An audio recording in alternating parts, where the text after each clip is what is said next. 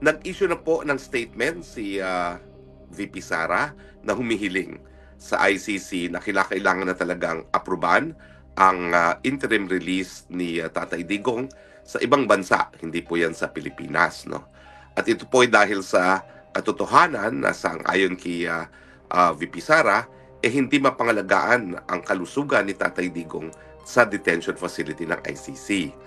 At binanggit niya yung isang okasyon kung saan nakita na walang malay si Tatay Digong at hindi maalagaan pati yung ingrown nail ni Tatay Digong. Na totoo naman, no?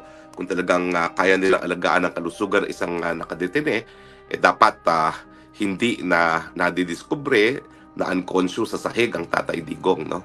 At dapat siguro naiwasan yung ganong mga pangyayari. Well, ang sasabihin ko lang po, hindi ko po nakakausap pa si VP Sara. Hindi pa po kami nakipag-ugnayan kung pareho ang tinutukoy namin. Pero mga mahigit isang buwan ang nakalipas, nakapanayan ko po isa nagtatrabaho sa detention facility. Ang sinabi sa akin nung empleyadong yon, kung naalala nyo, merong report minsan na nailabas daw si Tatay Digong panandalian sa ICC Detention Center. At ang dahilan daw ay routine check-up. Pero ang sabi sa akin ng empleyado, hindi daw routine check-up yon. Nahulog daw si Tatay Digong habang naglalakad, tumama ang ulo. At dinala nga sa hospital para masigurado na walang danyo sa kanyang katawan. No? At ang rinig ko, binigyan din siya ng tinatawag na MRI, no? Kung titingnan kung merong apekto sa ulo dahil tumama daw po ang ulo.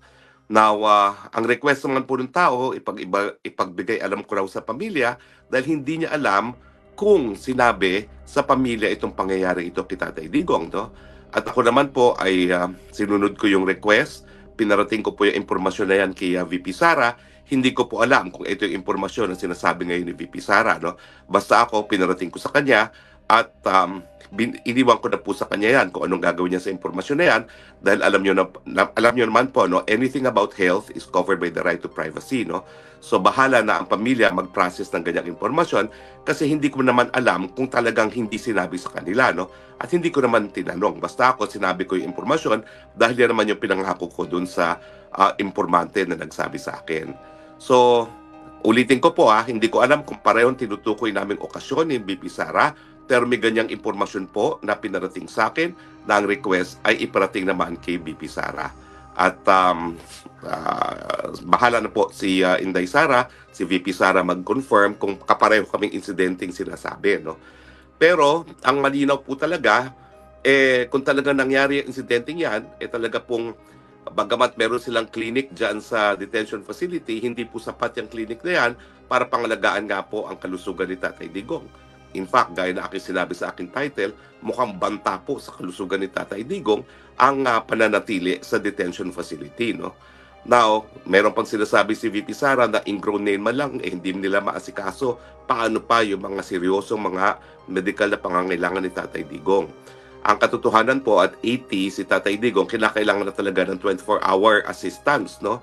Kinakailangan na ako hindi full-time nurse, caregiver. Kasi ako naman po, nag-alaga rin ako ng mga magulang ko, ng aking tiya na matandang dalaga.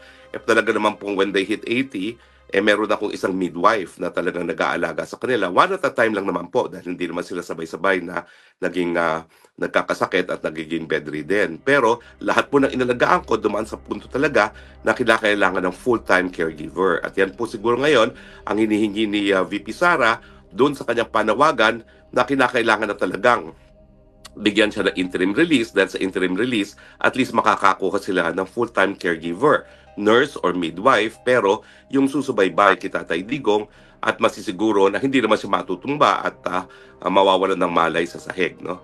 But in any case, sana nga po pagdasal natin na matuloy na yung interim release. Ang aking paninindigan po ay wala na pong balakid para sa interim release dahil nauna nang nagsabing hukuman na he is unfit to stand trial.